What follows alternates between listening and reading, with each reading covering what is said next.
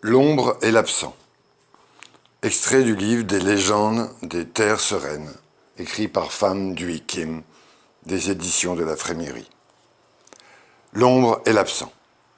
Il était une fois une femme dont le mari avait été envoyé comme soldat dans un poste frontière, au fond du pays où l'on va en remontant les fleuves.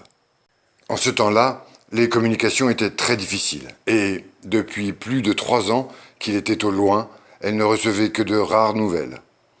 Un soir, elle cousait à la lampe, près de son enfant, qui dormait, quand un orage éclata. Un coup de vent éteignit la lampe. Le tonnerre se mit à gronder, et l'enfant s'éveilla. Il prit peur. La mère alluma la petite mèche qui trempait dans l'huile, et, montrant sa propre ombre sur le mur, elle dit « Ne crains rien, mon petit, Père est là, qui veille sur toi. » L'enfant regarda et cessa de pleurer. Le lendemain, au moment d'aller au lit, il réclamait son père. La mère sourit, heureuse, et se plaça de façon que sa silhouette fût bien visible aux yeux de son fils. Elle lui apprit à joindre les mains avant de s'incliner devant l'ombre pour dire « Bonsoir, mon père ».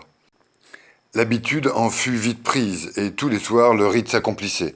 Puis, l'enfant couché, elle veillait tard dans la nuit, seule avec son ombre. Son mari revint. Elle le vit. Elle n'osa le regarder. Elle n'eut geste ni parole pour manifester sa joie, mais quand il fut près d'elle, il vit une larme couler sur son calme visage. Furtivement, elle l'essuya, puis il entendit la voix chère.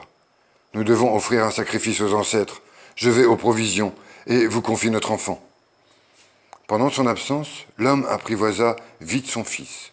Mais quand il voulut se faire appeler père, l'enfant refusa en disant « Non, vous n'êtes pas mon père.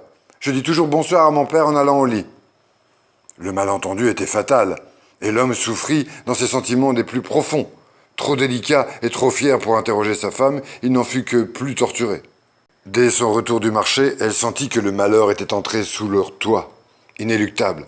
Ses mots les plus discrets, comme le moindre de ses gestes, ne faisaient qu'exaspérer son mari. Il se détournait sans répondre. Il lui en voulait du silence même qu'il gardait obstinément, malgré la tentation de parler et l'espoir d'être détrompé. Il ne manqua pas de se prosterner devant les mâmes des ancêtres. Mais il plia immédiatement la natte pour défendre à la femme d'accomplir les rites à la suite. Elle retint les larmes d'humiliation qui montaient à ses yeux. Quand elle descendit le repas de l'autel, elle lui servit le riz fumant. Il ne toucha pas aux baguettes. Le riz se refroidissait lentement dans le bol. Elle attendait en silence, et sa douleur ne connut plus de bornes.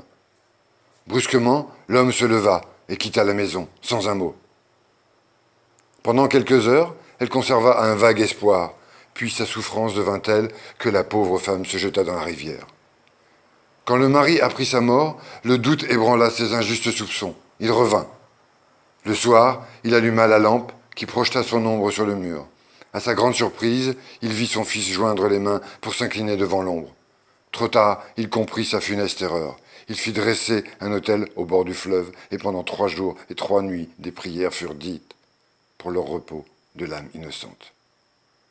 Il ne put ensuite se résigner à l'irréparable, en demeurant jusqu'à son dernier jour fidèle au souvenir de la disparue.